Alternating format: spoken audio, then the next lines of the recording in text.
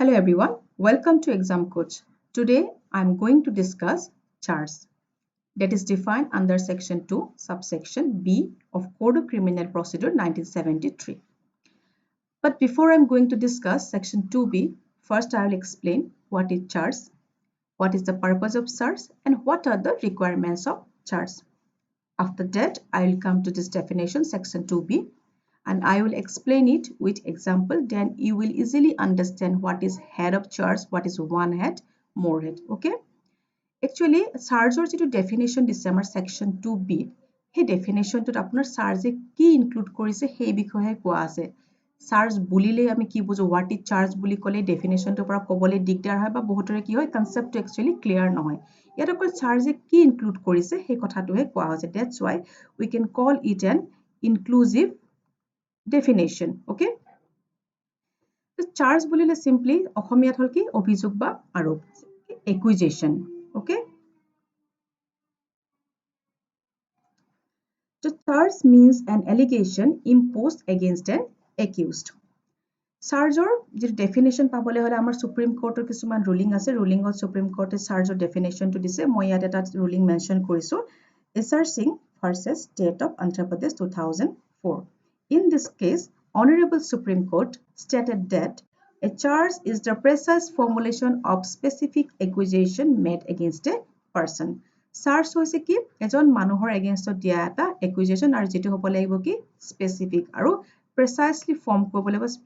precise formulation that means তাত ঘটনাটো এটা সংক্ষিপ্ত বিৱৰণ থাকিব আৰু গোটেই কথাবোৰ আপোনাৰ ক'ত হৈছিল কেতিয়া হৈছিল সেইবোৰ আপোনাৰ বৰ্ণনা কৰা থাকিব আৰু হেতু হৈছে কি charge।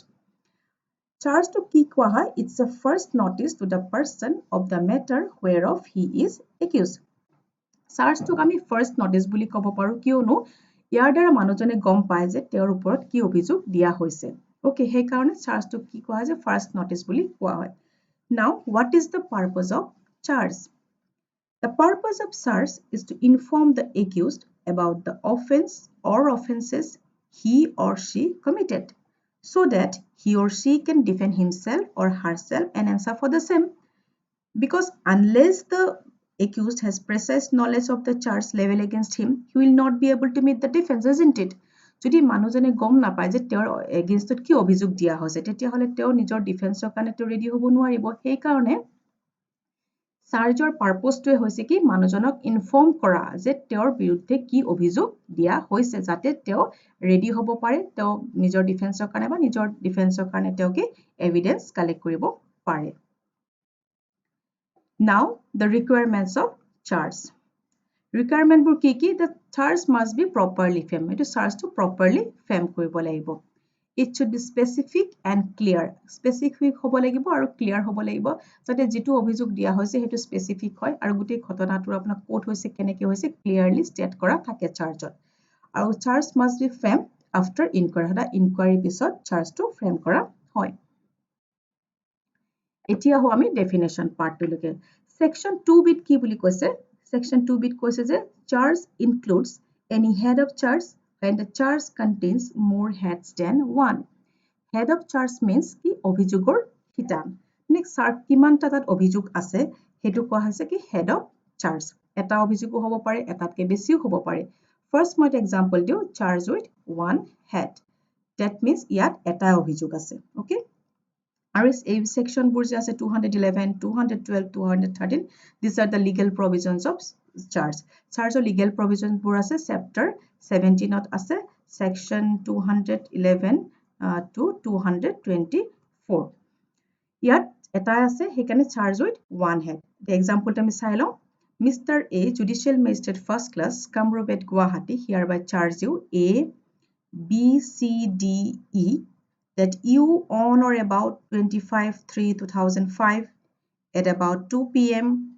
Japurigok under Dispur Police Station in furtherance of a common intention voluntarily caused hurt to X and his father Y by means of cricket bat and bamboo, which if used as a weapons of offense is likely to cause death and thereby committed an offense punishable under section 324 read with section 34.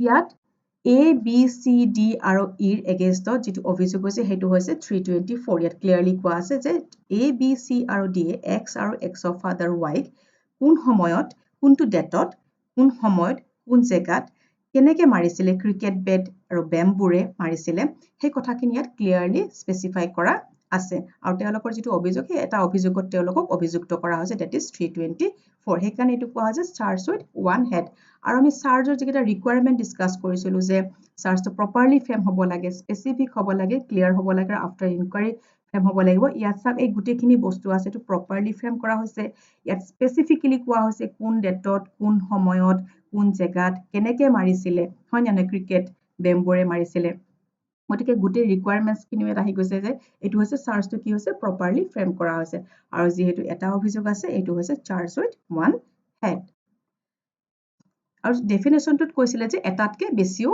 অভিযোগ থাকিব পাৰে মোৰ then one heads ইয়াত এটা মই next example দিছোঁ যে charge with 3 heads ইয়াত অভিযোগ কেইটা আছে 3টা আছে আৰু এই যিকেইটা প্ৰভিজন দিছে ছেকশ্যন দিছে 221 222 223 যেহেতু ইয়াত এটাতকৈ বেছি অভিযোগ আছে সেইকাৰণে ইয়াত আহিছে আমাৰ যিটো জইণ্ডাৰ অফ চাৰ্জৰ যিকেইটা প্ৰভিজন সেইকেইটা আহিছে এইটো চেপ্টাৰ 17তে আছে এতিয়া আমি চাই লওঁ Mr. A, Judicial Magistrate First Class, Kamrupet Guwahati, hereby charge you X and Y as follows.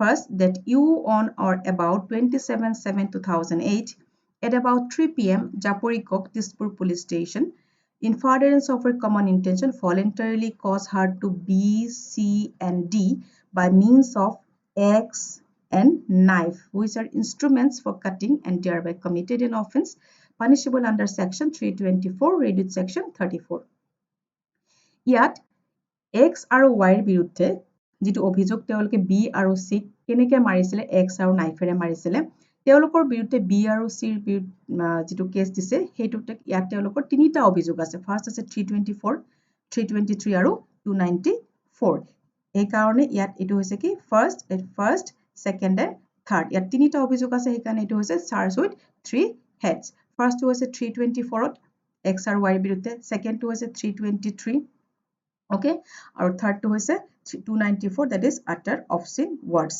গতিকে ইয়াত এটা নহয় তিনিটা অভিযোগ আছে that's why this is called charge with 3 heads আৰু চাৰ্জৰ আমাৰ যিবিলাক ফৰ্ম বিলাক আছে সেইটো আছে আপোনাৰ সেকেন্ড শিডিউলত ফৰ্ম নাম্বাৰ হৈছে ফৰ্ম নাম্বাৰ 32 সেকেন্ড শিডিউলত ফৰ্ম নাম্বাৰ 32 খন চাব তাত চাৰ্জৰ ফৰ্মবোৰ আছে ওকে তো এইখিনি হল আমাৰ চাৰ্জ তো চাৰ্জ বুলিলে কি বুজো চাৰ্জৰ পাৰপজ কি ৰিকুৱাৰমেণ্টছ কি আৰু আমি চাৰ্জৰ ডেফিনেশ্যনটো বুজি পালো হেড অফ চাৰ্জ নিশ্চয় একচুয়ালি এটা নিশ্চয় আপোনালোকৰ ক্লিয়াৰ হৈছে যে হেড অফ চাৰ্জ কি ওৱান হেড কি মোৰ হেড কি ওকে তো আমাৰ নেক্সট ভিডিঅ'টোত আমি ডিসকাস কৰিম cognizable offence and non cognizable offence thank U